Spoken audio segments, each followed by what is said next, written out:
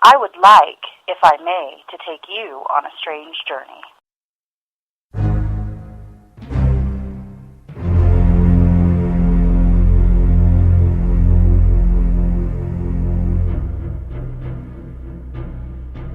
Hello, welcome to 9sense, a satanic perspective of our modern world. I'm your host, Adam Campbell. It is the 10th of April, and I've got a great show for you. In The Devil's Advocate, I'm going to be talking about how to become a werewolf. And essential for any creature lover out there. And certainly something that is worth exploring if you've never done it yet, I guess. In the Infernal Informant, I'm going to be talking about two quite different articles. One is about a young boy who was pepper sprayed for bad behavior. And the other is Hamid Karzai creating a probe anti-Koran burnings. Let me just say, I'm starting off with a little bit of Bushmills to set the mood, and it's kicked in a little bit earlier than I had anticipated. So it should be another fantastic show, as repeat listeners will know. However, in Creature Feature, I've got a very special interview with an old friend of mine, the owner and creator of T.R.I.B.E Comics. Now, I had some issues with the Skype recorder I was using, so we had to revert to a phone on speaker next to my microphone. And you know, my microphone's not the best, so we're going to try to have the audio set as the best quality as we can. But, you know, quite frankly, I don't have the best phone, I don't have the best microphone as of yet. It's in the mail. It's going to be improved here. So I hope you can hear it appropriately. Just turn up your fucking speaker if you can't, and everything should be alright. Alright? I did have a pretty good week this week. There was two really good friends who had birthdays, the first of which was too far away to help for me to help celebrate with her, but happy birthday, Heather. And the second, Derek, he had a couple of his family friends over, and I was lucky enough to be invited. And as I do with most every one of my friends' birthdays, when I am invited, I make an indecent cake for them. And for Derek, I made this titty cake. So essentially, it was just a vanilla cake with vanilla frosting and, red frosting nipples and a little happy birthday D on the top of it. But what was fantastic about this was not the cake, because I'm not like fucking Ace of Cakes over here, you know. I try to sculpt it as best as I can. But, I mean, I'm an artist, but I'm not a sculptor, and I'm certainly not a cake or food sculptor. So it was alright. It was okay. When I gave it to him, me and virtually everyone else at the party convinced him to motorboat the cake, which, if you're not familiar with motorboating, is literally sticking your face, like, between the tits and just shaking your face back and forth, making, like, a raspberry sound, you know, like, spitting, and so it sounds like a motor, and you know, you're just going in between the tits. And when it's a cake, it's especially interesting. And certainly, if you have drinking a lot of homebrew like I had, it was hilarious. And I did actually record it, and I did actually post it on Facebook. So if you're lucky enough to know what that private Facebook is, you should check it out, because it's quite entertaining. And if not, well, then maybe sometime you can hit me up at info@9sensepodcast.com, and if you're not a weirdo or a freak, no one listening to this is, right? Then you can you can check it out too. It's pretty funny. Okay, so how about we just jump right in? The interview I did for T.R.I.B.E Comics was actually almost 20 minutes. You know, we're pushing like 18 minutes on it. So this is going to be a little bit longer of a show, so I'm going to try to bullshit less than I normally do. Just so I don't bore you people. So if you're tuning into this specifically for the interview, I would probably suggest checking back in like 20 minutes. However, you are absolutely more than welcome to listen to the entire show, because I think everyone can benefit from knowing how to become a werewolf. It's certainly something that no one should grow up without knowing. So let's move into the Devil's Advocate.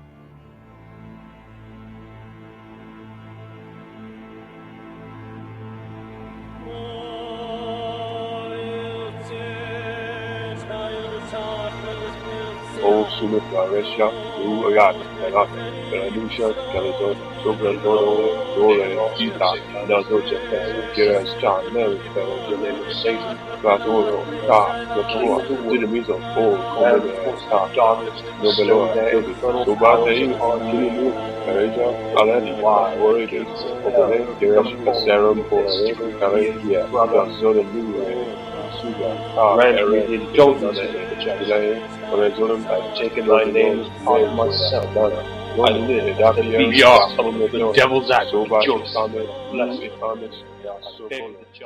Welcome to the Devil's Advocate. I'd like to preface this show, as usual, by saying I am a Satanist. I am a member of the Church of Satan, but I do not speak for the Church of Satan. Opinions may vary on the subject delivered. What I would like to feature this week is how to become a werewolf. It is an article delivered, written by Anton LaVey, delivered through the Devil's Notebook, which is a publication he put out after, if memory serves, Satanic Rituals. It's a compilation of a bunch of different essays and writings of his. It's actually a really, really good source for vague notions and subjects about Satanism in and of itself. And this one is included in it. And what I'm not going to do is read it verbatim. I'm going to sort of give you a breakdown, and hopefully it'll interest you enough so that you'll go out, buy the book, and read it yourself. It is absolutely worth the purchase, and it's absolutely worth the read. Let me give a quick shout-out to everyone in the chat room. I had two guests who I think I scared away earlier because of the Devil's Advocate drop. Thank you for joining me on the live show. It's always nice to see you and read your comments if you decide to leave any. Okay, so how to become a werewolf. Anton LaVey breaks this down into pretty great detail. And it's sort of broken up into sections. So the first is temperament, the second is environment, the third is preparation, and the fourth is metamorphosis. Now I got to tell you, before I start talking about how to become a werewolf in this article specifically, you know, I as a kid, I always was drawn to horror films and sort of whatever it was that scared me. So if I was in a particular room without windows and the lights were turned off, you know, as a child I was very scared of that. But that actually drew me to repeat that experience. I loved being in that room. I loved not being in a safe environment. I just liked the feeling of being out of control temporarily.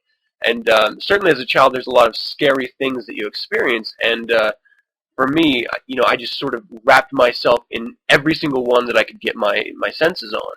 One of those was, and now looking back, was really actually pretty damn terrible, a TV show called Werewolf. I was in 5th grade at the time. I remember distinctly because in 5th grade I had to write a story and illustrate it. So, you know, the kids had to sort of just do their own books. And mine was about a woman who was walking home from work and was attacked and mauled and murdered by a werewolf. And it actually got the teachers and the principals to call my parents in and talk to them about this book that I wrote and illustrated about this young poor woman being murdered. I always liked the idea of turning into something that was brother to darkness. And the werewolf seemed to fit that more than anything else. And, you know, I'm not talking about, you know, fucking crazy Twilight werewolf vampire type shit. I think our culture has really bastardized what these creatures truly were at one time. I mean, if you look at the werewolf, when it was originally sort of envisioned, it was this cultured individual, this person of high authority and style, who would make the massive transformation into a pure monster. And that's what made it so powerful. You know, you didn't have this drunkard running around, you know, just indulging in all the craziness of illegality. and then turning into a monster, because that's not exciting. So it was always someone of high status. It was always someone of culture. It was always someone of refinement, and it was that interest of him turning into sort of a monster that became really powerful. The notion became really powerful to me. And that's something that you need to understand. So let's talk about temperament here. One of the first of 4 phases of how to become a werewolf. And like I mentioned, the most animalistic of people, naturally, just the most bestial, the least interesting, the most vicious and aggressive, there's not really a transformation to be found there. If you're wading in the water, there's not a big difference when you decide to take a swim. You're already fucking halfway there, and so the transformation isn't real. So the real transformation comes and is interesting when it's someone like the majority of us who recognize that we are just animals, but we live outside of that. And at times, we will allow ourselves to become one with our animalistic natures and really just become the bestial creatures that we truly are. And it's not an everyday thing. And there are certain, I guess you could say, certain elements that need to connect. So one is environment. And, this is sort of a notion of, as I talked in a previous episode about magic, and how energy in and of itself is a determining factor in success in lesser magic or greater magic, or in any ritual. This is also, when it comes to transforming yourself into a werewolf, key. You have to be in an environment that promotes terror, and it promotes raw energy. And in this case, the environment is quite literally a vampire, where it absorbs the fright of those who visit it. So I distinctly remember as a young man, I live in Salt Lake, there's a place called Memory Grove, and when I was younger, there was a lot of people who sort of went there to experiment ritualistically, and just sort of play around in the darkness. It was this sort of, well, it looked quite pagan in its layout and in its symbolism. In reality, it's not at all, but 3 in the morning, surrounded by trees and friends and darkness, your mind can play tricks with you. And that was a sort of environment where I would go to just be terrified, because you quite literally didn't know what was around the corner, because in that area there are, it's not uncommon to run across other people who may be in this state of terror as well, or aggressiveness. What you're going to find about these environments is that they attract both people who want to be scared, and they attract people who want to frighten. So you can quite literally run into aggressors or hunters, so to speak. And that's what's quite important. So if you want to transform yourself, you have to be able to be the victim. Now, this actually is going to become a problem if you're sort of a masochist naturally, because it's much more difficult to find your aggressive side if you are a pure masochist. And that's what's necessary for sort of the final catalyst to change, is to be able to embrace your sort of carnal, aggressive side. Okay, so the environment will naturally draw the hunter and hunted. Okay, so preparation. You have to visit the location, and you have to become the victim. And there's a lot of ways. I mean, just showing up and being scared isn't enough. And like I mentioned before, the environment is virtually a vampire in and of itself. And so you have to provide the fuel for that vampire, the energy. You have to expend that energy. And there's a lot of ways to do it. One suggested way is masturbation. I mean, why not? One, you expend an immense amount of natural raw energy by doing that. And 2, you're out in the middle of nowhere. And so there's the fear or the chance of being caught. And so that is pushing out a lot of adrenaline, that's pushing out a lot of extra energy into the environment, and you're literally feeding into this beast that you're going to eventually turn into.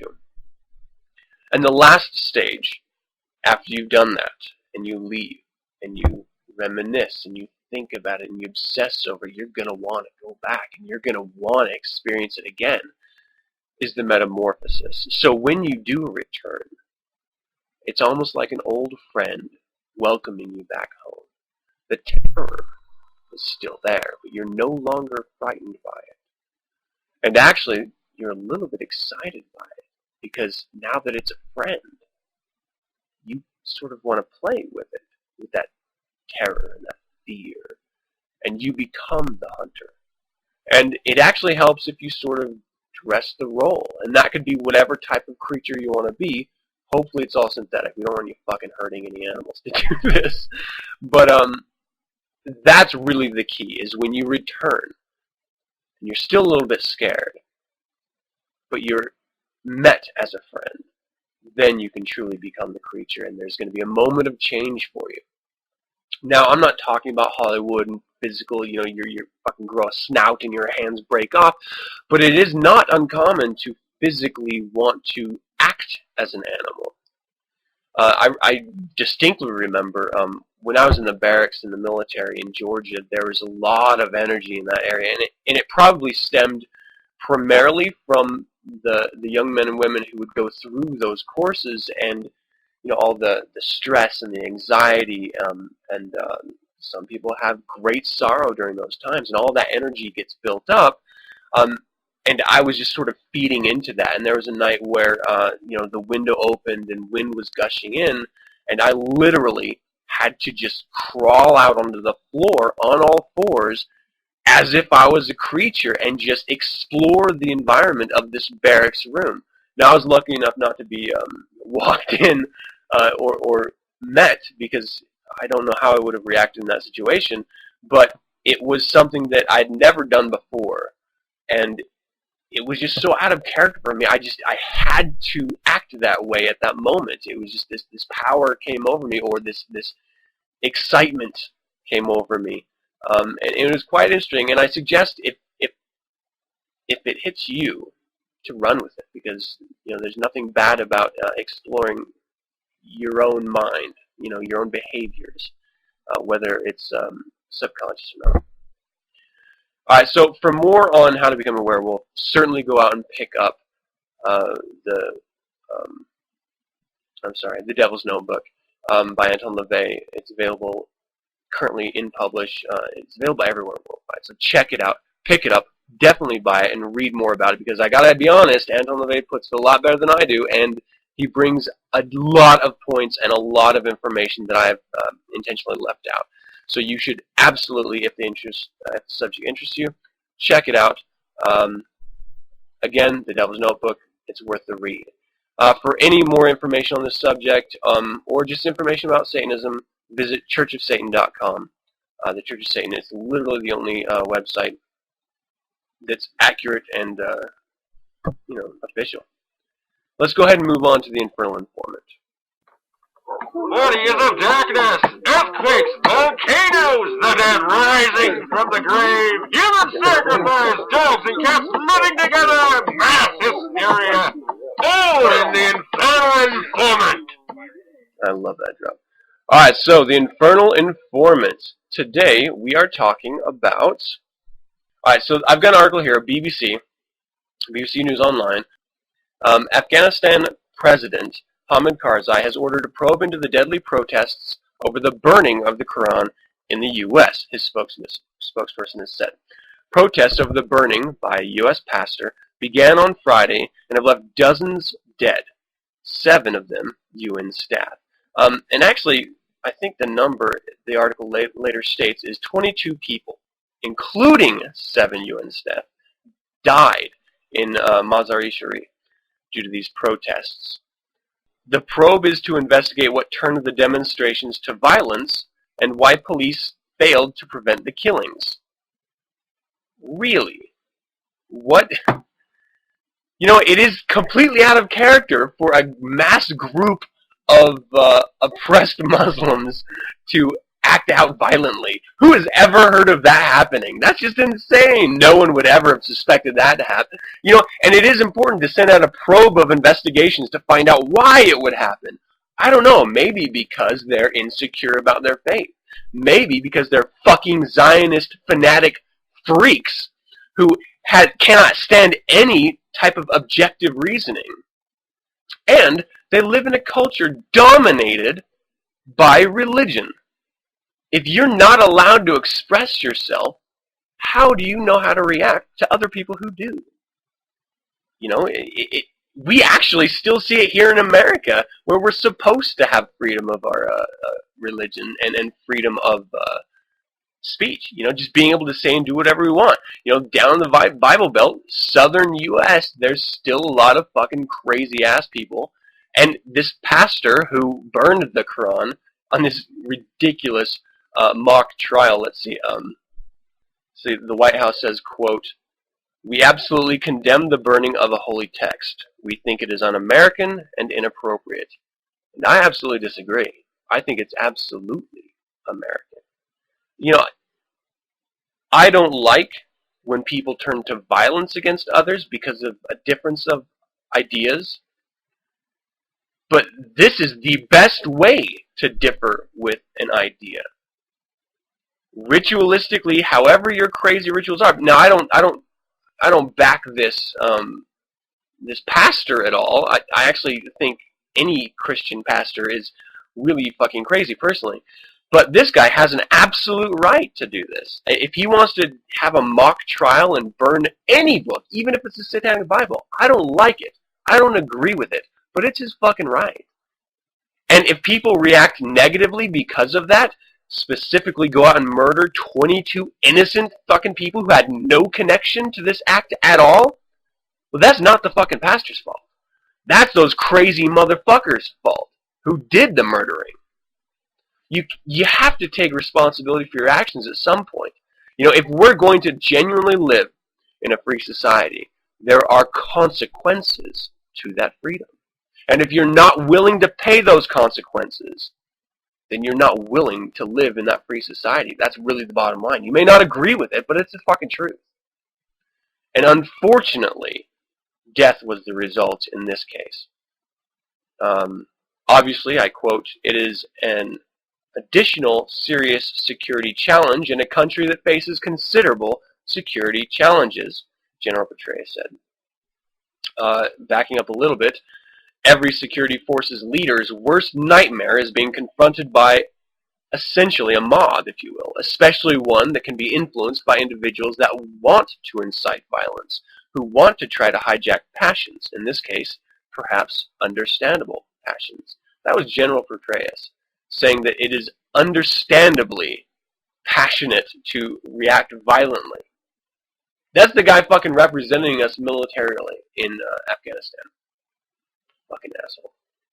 You know, it's tough because on one hand, I honor his service, and I honor what he's been able to do so far. But I don't agree with the Afghan war, and I certainly don't agree with his reaction to the murder of 22 innocent people as understandable. That's fucking asinine. On Saturday, President Barack Obama said the burning was an act of extreme intolerance and bigotry. That's absolutely true. But it's fucking right. Police failure. Mr. Karzai on Sunday assigned 2 committees to investigate demonstrations that took place in both Mazar-e-Sharif in the north and the southern city of Kandahar. Wanid Omar, Mr. Karzai's spokesman, said, quote, "They are tasked to investigate the factors that turned the demonstrators to violence and what caused the failure of police that could not prevent this." Well, it's religion, man. And you don't need a fucking probe. You don't need committees. It's the fucking religion. And not necessarily just the Islamic religion. It's absolutely every fucking religion that has any ties to Islamic Judeo-Christianity. They cannot handle, because it's based on a lie, truth. And so they have to react negatively, because reason doesn't stand to it. I mean, it's just fucking obvious, and the rest of us in the world have understood this and accepted it a long time ago. But hey, you know what? Have your probe. It's all for fucking politics and face anyway. It has nothing to do with truth. And, you know what? Mourn those 22 fucking people who were killed for your intolerance and ignorance. The concert, oh, here it is, sorry. It was Pastor Wayne Sapp. He soaked a Koran in kerosene, staged a trial during which the Islamic holy book was found guilty of crimes against humanity, and then set it alight. Excuse me. You're literally going to hold a book on trial. You might want to put the Bible up on there and see how it holds up to your fucking trial, too. Fucking idiots. Alright, and the next article is justified question. Police use pepper spray to subdue 8-year-old.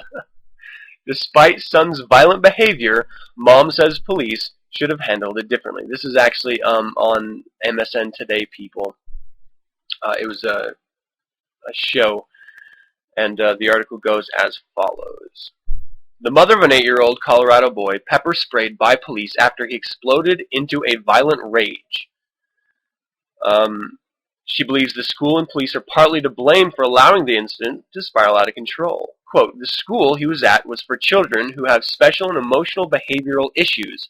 The boy's mom, Mandy, who was identified only by her first name to protect her family's privacy, told today's Meredith Vieira Wednesday. He's already at a fucking emotional behavioral issue school.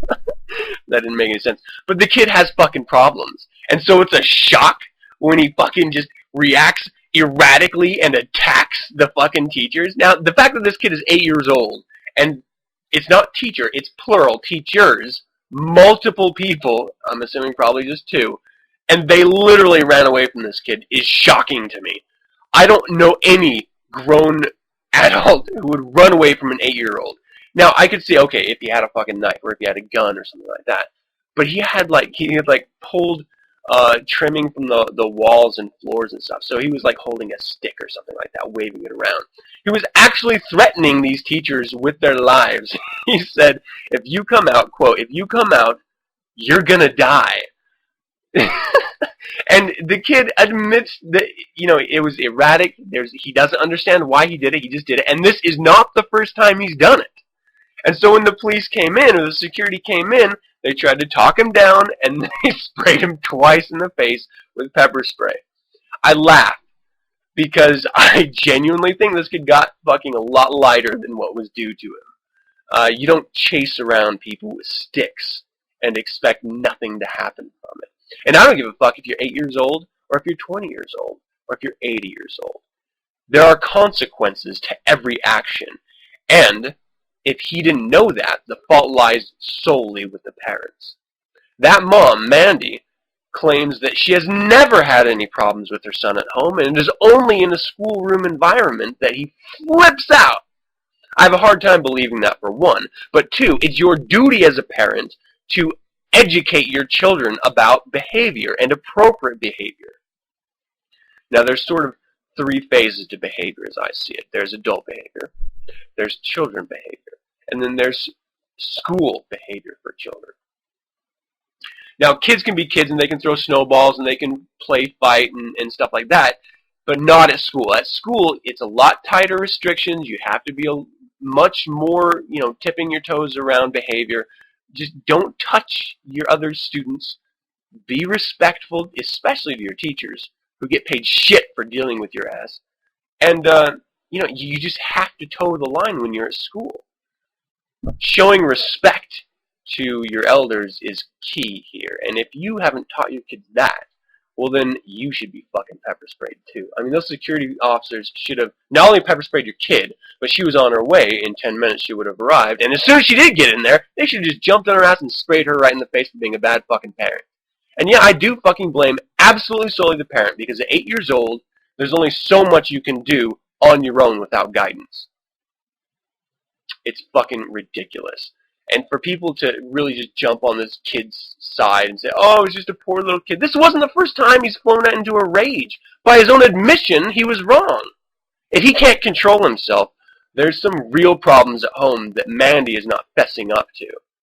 And really, I mean, they do actually go in here and say that he's been evaluated and he doesn't have any issues.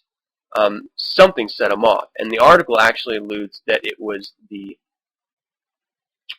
transition from study time to playtime to study time again that sets him off. You know what? I'm not there. I'm not that kid's parent. I'm not his teacher, so I can't say for sure. But I have a genuine feeling that there's some other shit going on in this kid's life that's making him react this way. And maybe it's not a mental condition. Maybe it's just strictly behavioral. Maybe he's playing too many fucking video games at home where he's killing fucking aliens. Whatever it is, this kid needs to genuinely be held accountable for his actions. And that's the only way that he's going to learn how to properly behave in the public. I totally fucking blame the parents, and I totally fucking blame the kids, and I would have fucking pepper sprayed his ass too. Except I probably wouldn't have given him an option. The second you aggressively step up, you know, it's time to go to fucking nap, kid. I mean, it's bedtime. Fucking lay down and cry yourself to sleep. Fuck that. You know, I love kids. I have 2 of my own, which I cherish dearly. But they're fucking disciplined when they need to be. For the most part. I mean, kids will be kids after all. But I guarantee my kids have never chased around a teacher with fucking sticks. Come on.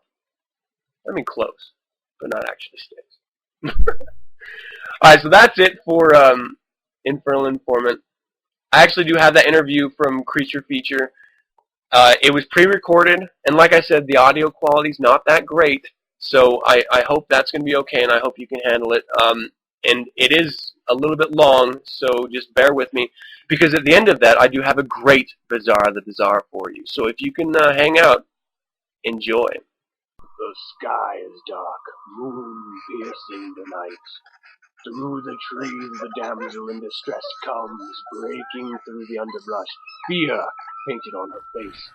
The darkness hunting her is near. She wades in swamp water, slowing her escape. The creature nears, the damsel turns, hands rising to her sides as a last ditch effort to thrust the creature back. Welcome to Creature Feature. This week in Creature Feature, I wanted to bring on an old friend of mine, Scott. I've known him for, fuck man, how long has it been? Like, Quite a while. well, let me think. I went to Arizona in 2002, and I think that's when we first met. In 2002? Is it really that long? Yeah, it's been 8 years, man. Holy shit. Well, it's been a long time. Okay, so I was introduced to you through Matt Leuenberger, an old army buddy of mine. And I guess at the time, you two were working on a comic called Bill and Bub? We were actually working on a comic called The Armadillo Brothers. Armadillo Brothers, okay. What was Bill and Bub? Bill and Bub kind of came a little bit after that because we all wanted kind of kid versions of ourselves, and it pretty much just kind of developed into, oh, let's tell everybody about our childhood and what happened. Huh. You know, so we took funny stories off of each other and then kind of developed into that. Nice. Well, I seem to distinctly remember reading a couple of those comics, and it was Matt that first introduced me to, I believe at the time it was called Satan's Cross, or something like that. And then he got me in contact with you, and you allowed me the opportunity to sort of write or maybe even take over the story that had already been written. And I sort of presented you with, I think it was like 1 episode worth of story, or maybe 2 episodes worth of story for the and I kind of read it as Cross. Yeah, because I originally called it Satan's Cross because it was just the first thing that kind of popped in my head, and it was about a cursed priest that was pretty much at night going around committing all the sins that he served during the daytime.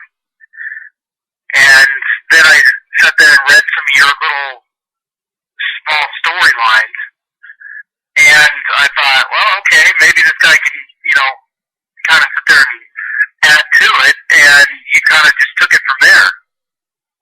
Yeah, I actually had a really good time writing that. I pulled some influences from a couple other, not only comics but movies, kind of threw a mishmash in my own, individual fetishes, and sort of just wrote the story. Yeah, you could say that.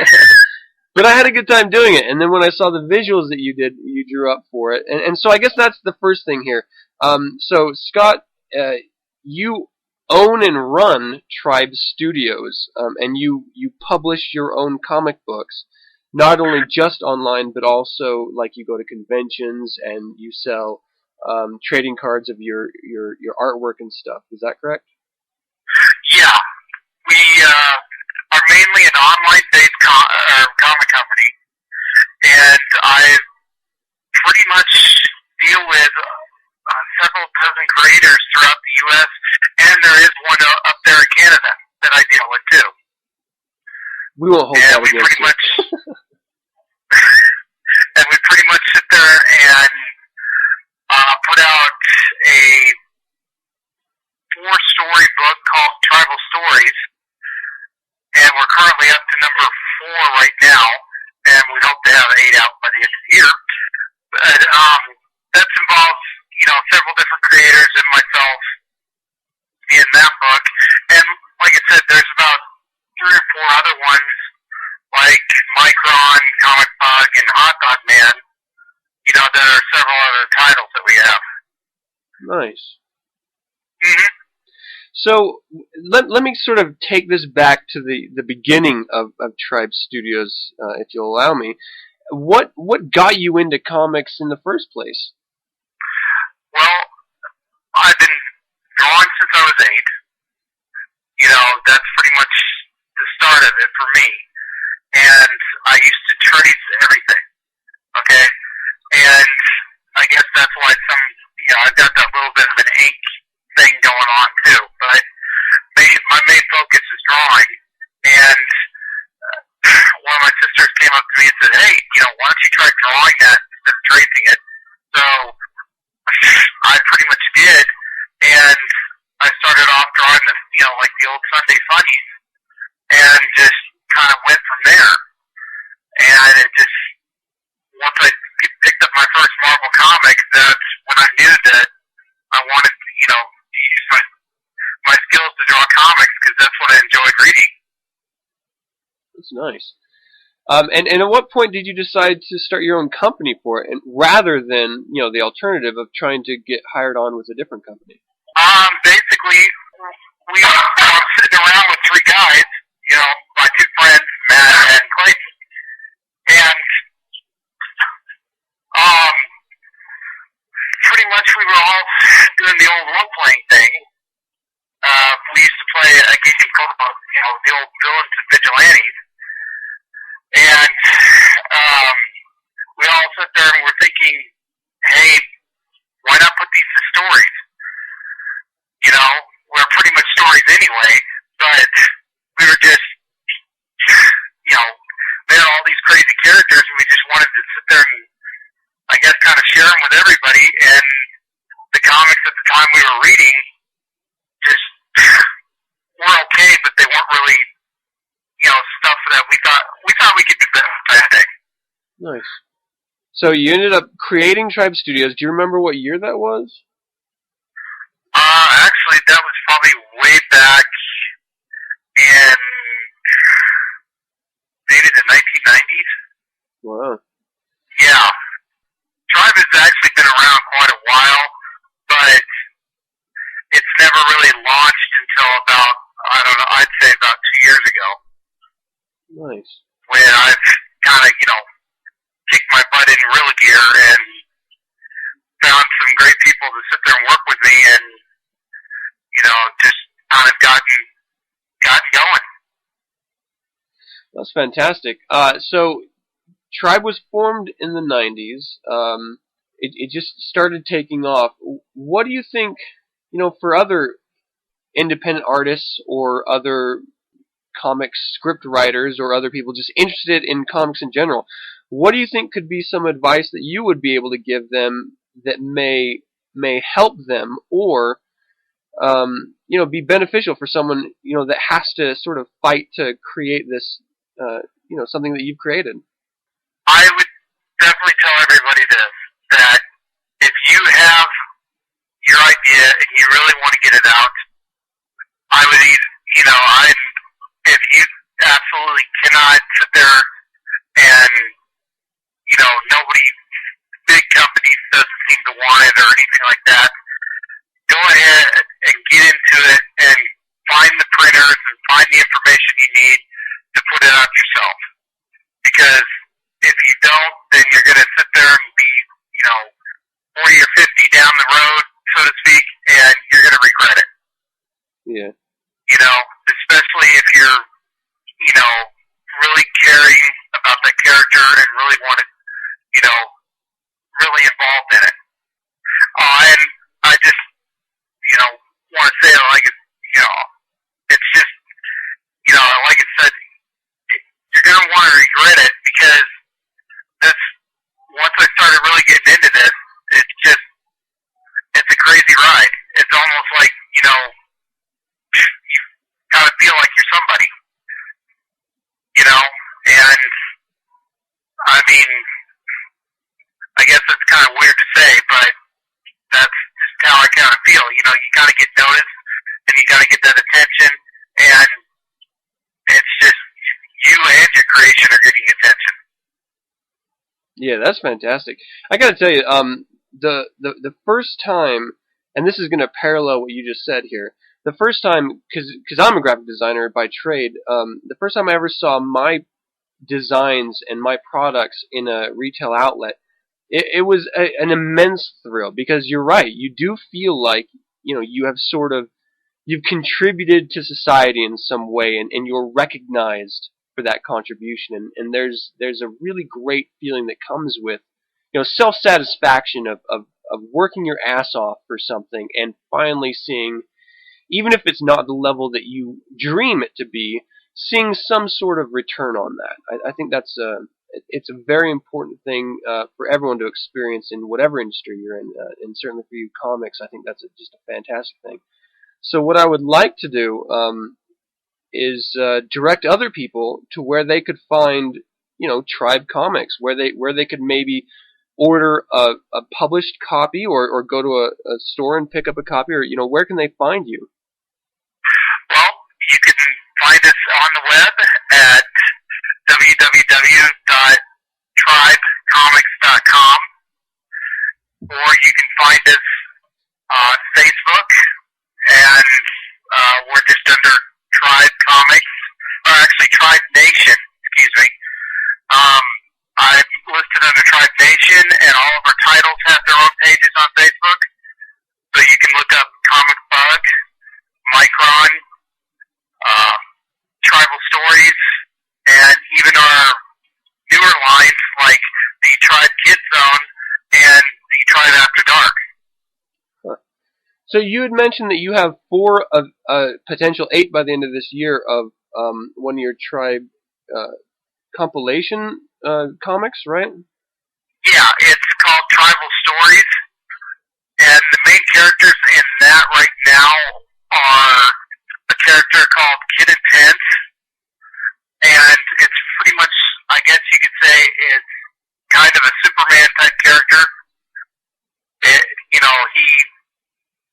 I guess, to best describe him, he was granted these powers through a diamond, and that's from another dimension, and he's pretty much using his, powers to fight the evil of, I guess, Eastburg, where he's from. And another one is Marked, and actually the writer to Marked is the same writer of Comic Bug, Joe Flores, and he's pretty much he also colors everything for me, and he pretty much does a kick-ass job on every single issue. That's awesome. I know I've seen some of the ink that's come out of your guys' studio, and I've seen some of the color work, and it's very traditional, old-school comic, and that's something that I think that has been changing as of late in that industry, and I'm gonna first preface this by saying that I don't follow the comic industry as much as you may or some of our listeners may, so I may be reaching a little bit here, but it seems like a lot of the work has gone out of the traditional realm of hand drawing purely to all digital, and I'm not entirely sure that that's such a great thing. I mean, I can understand bringing it into digital for production, but if you start there, speaking in the position of a designer, the computer is always a tool for us. We use the computer as a means to an end, much like a carpenter uses his tools in order to create something. That's what we're using it for. But the genesis of our creation comes from sketches and from drawings. And that's the same with you, where everything that you do, you actually physically draw everything with your hand. And you know what?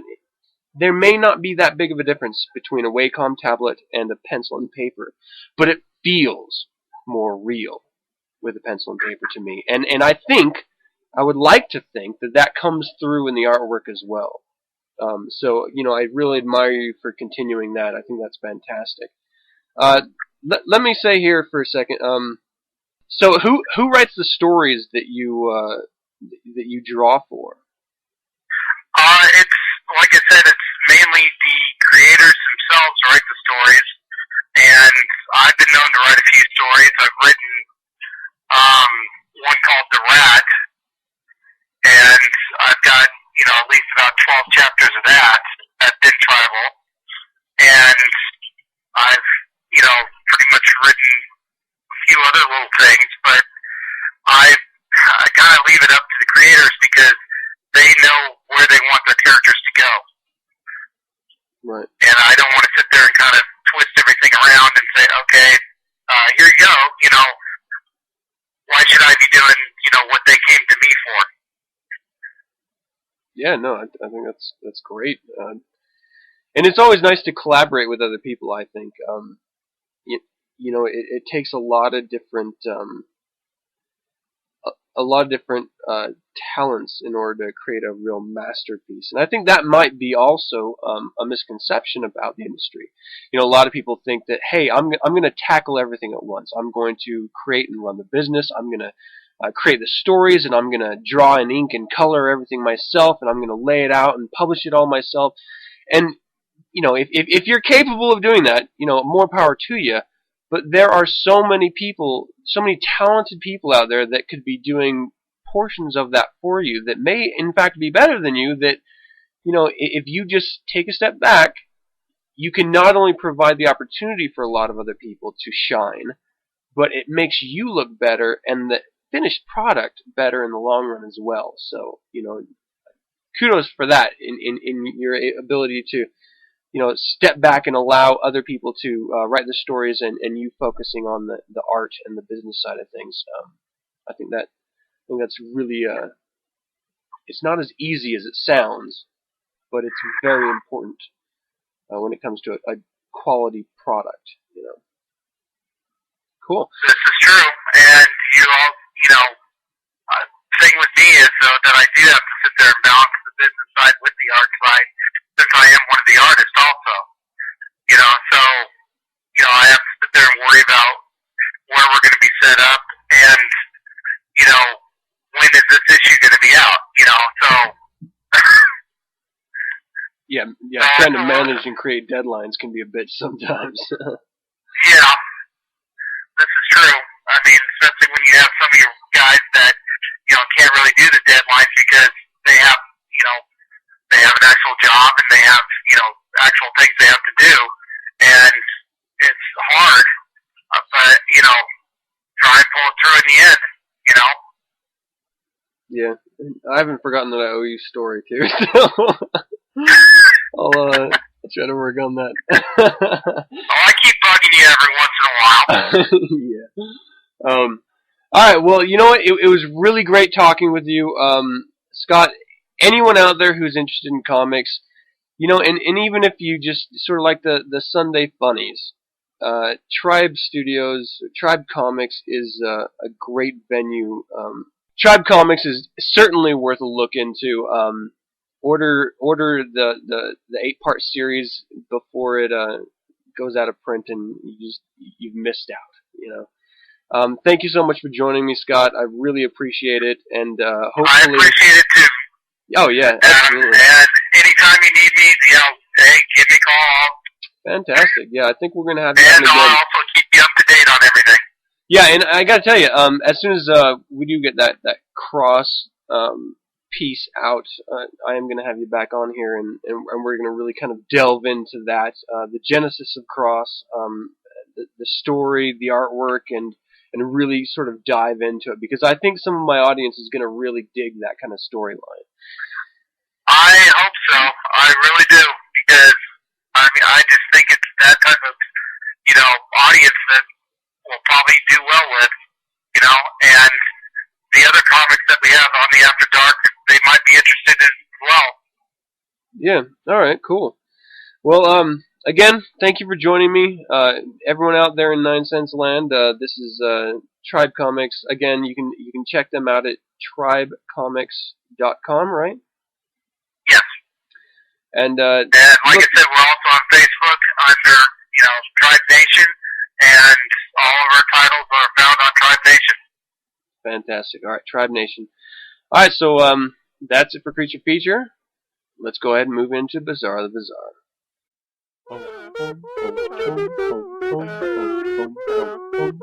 Welcome, welcome, welcome to the Bazaar of the Bizarre. Bizarre. I hope you guys enjoyed that. Check out T.R.I.B.E Comics. It's worth it. Bizarre the Bizarre is blow-up animals today. And just a story of birthdays and blow-up animals. And I don't know what it is about my connection with people, but it seems to, at times at least, involve blow-up animals.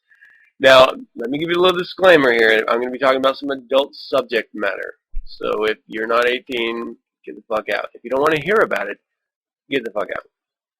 And for everyone else, enjoy. Okay, so last night, I think it was last night, I was over at a buddy's house for his birthday. I told you earlier about the cake that I made. Well, he actually had this blow-up sheep as a joke prop. And it reminded me of another sort of joke prop that I had manufactured for another friend way back when. And I believe this was in like 93.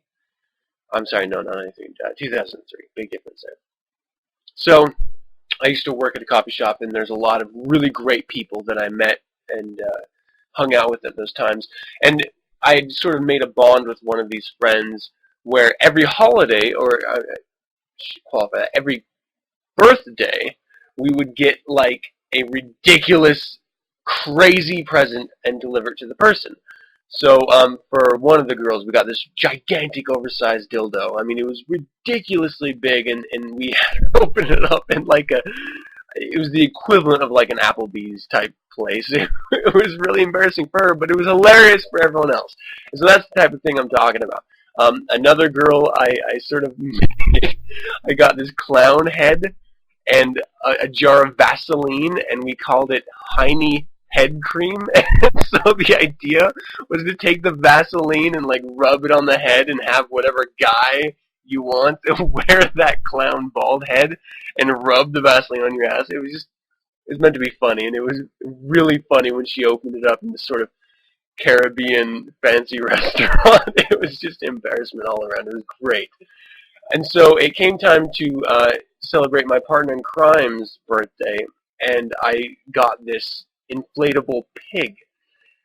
And I'm not going to go into the craziness of people actually manufacturing and designing these crazy blow-up animals and the absurd looks that they have. Like they have lipstick and blush and eyeshadow, and they're like synthetic blow-up animals.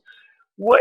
If you're genuinely the type of person that's going to want to fuck an animal and you don't want to hurt an animal, and so you get a blow-up animal, why the fuck would you want it to wear makeup? I mean, just the whole notion is so crazy. But, okay, so I picked up a pig.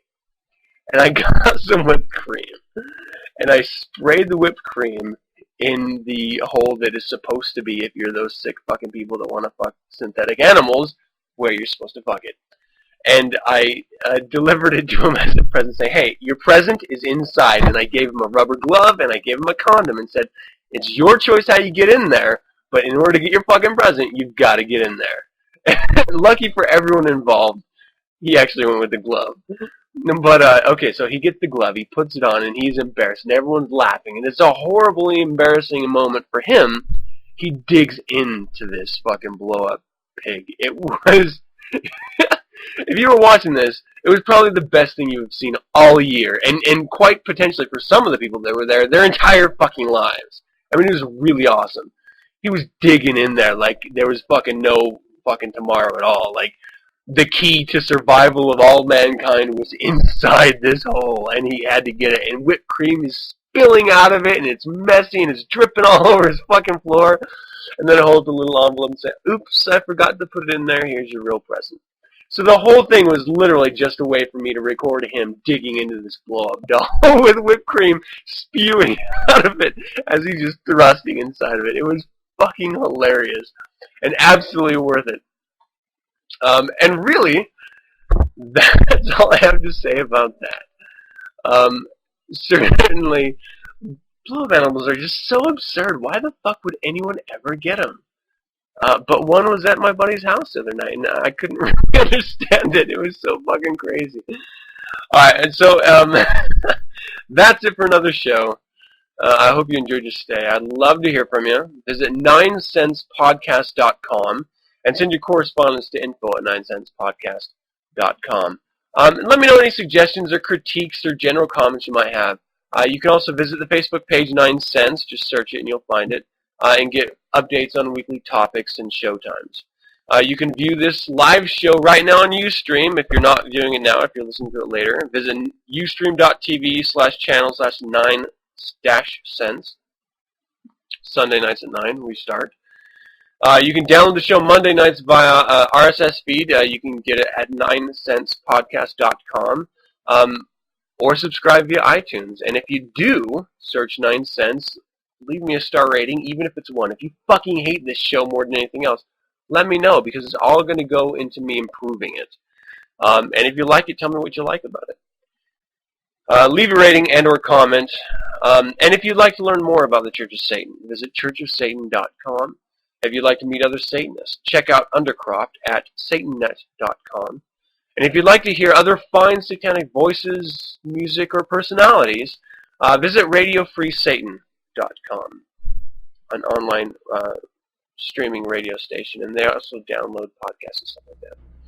And once again, thank you for joining me. As always, I'm your host, Adam Campbell, and until next week, hail Satan.